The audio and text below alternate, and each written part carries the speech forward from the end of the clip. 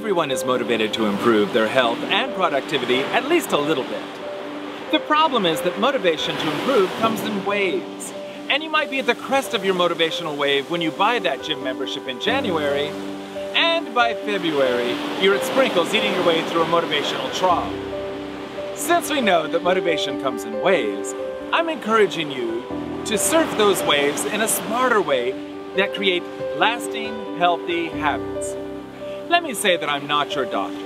If you're facing serious health challenges or emotional distress, you should see your qualified health professional. Like the tides of the ocean, your motivation goes up and down. Your health, rest, fitness, chemical balance, and external stimulation all affect your motivation levels.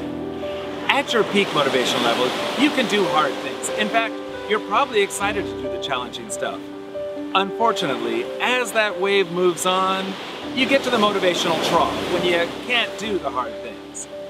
The truth is that our motivation levels are most often like small ankle slappers rather than like monstrous mountains of water.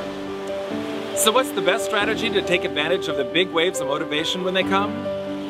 BJ Fogg, who runs the Persuasive Technology Lab at Stanford, says that you want to match your behavior to the right wave. When your motivational wave is big, you want to do the hard stuff. And when the waves are small, like the little knee slappers, you do the small stuff. This wisdom isn't exclusive to the folks at Stanford. The classic book of wisdom, the Tao Te Ching, says, confront the difficult while it is easy. Accomplish the great task by a series of small acts. You can determine what is hard and easy for you. For example, joining the gym and taking a boot camp class 3 times a week takes a lot of motivation to maintain for most people, but parking 100 yards further away from work is easy. Both are healthy behaviors, but most people are more likely to walk a little further every day than to suffer through boot camp 3 times a week. The great thing is that small habitual behaviors add up, and activities that were once hard, like boot camp, become easier activities after the small habits are practiced. I'm not talking exclusively about exercise either. Exercise is a good metaphor for other behaviors, and it also improves your mood and motivation level, so that you're more likely to do other behaviors. But this same process works for other behaviors. For example, if you want to write the great American novel, you're more likely to succeed if you start writing for 10 minutes a day when you wake up. If you start that goal with writing 4 hours a day when you get home from work, you'll probably be frustrated after just a few days. In this video, I'm talking about doing hard things when you're highly motivated.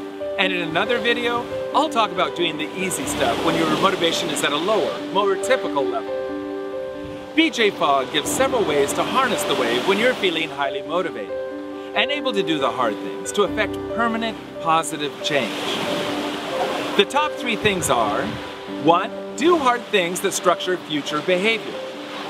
2. Do hard things that reduce barriers to behavior. And 3. Do hard things that increase your capability. When you do the things that structure future behavior, you're locking yourself into a good habit.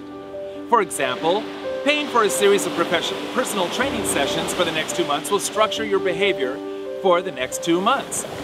This structuring is effective because it makes future behavior your default, and you have to work to undo that default behavior.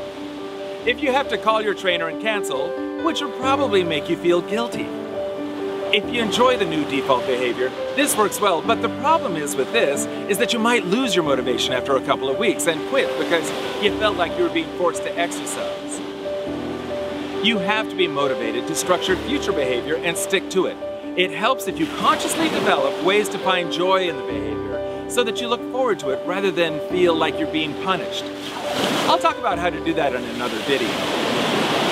Second, Dr. Fogg recommends that when motivation is high, you do the hard things that reduce barriers to good behavior.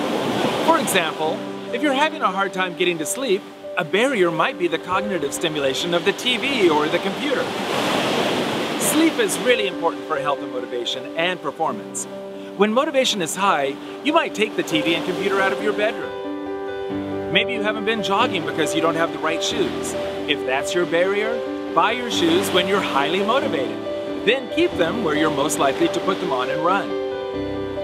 Third, when your motivation is high, try to do something that will increase your capability. For example, doing a lateral raise with 25-pound dumbbells is really hard for most people, but it really makes your shoulders strong. If you practice lifting just 10-pound dumbbells, you'll get stronger or more capable. Then you're more likely to lift 25-pound dumbbells as a good habit. Or if you don't know how to cook, you'll be more likely to cook healthy meals for yourself if you sign up for a healthy cooking class. In fact, a good option to do all three strategies when you're at the crest of your motivational wave is to sign up for a class. You'll be committed to structured behavior. The regular access to a healthy activity in a class might reduce some barriers that you might have, and you'll increase your capability. Another advantage of the class is that you'll be surrounded by people doing that same activity. And as you know, good or bad behavior is contagious. You're more likely to stay motivated if you're surrounded by others who are doing the same thing. So, by signing up for a class when you're highly motivated, makes it easy to continue a behavior when you're not so motivated. So think about those healthy behaviors that you like to make habitual. Then assess where you currently are on your motivation wave. If you're not highly motivated, try doing something that is so tiny that you're assured of success. If you're highly motivated today, then do something relatively hard, like structuring a future behavior, reducing barriers to better behavior, or do the hard things that increase your capability.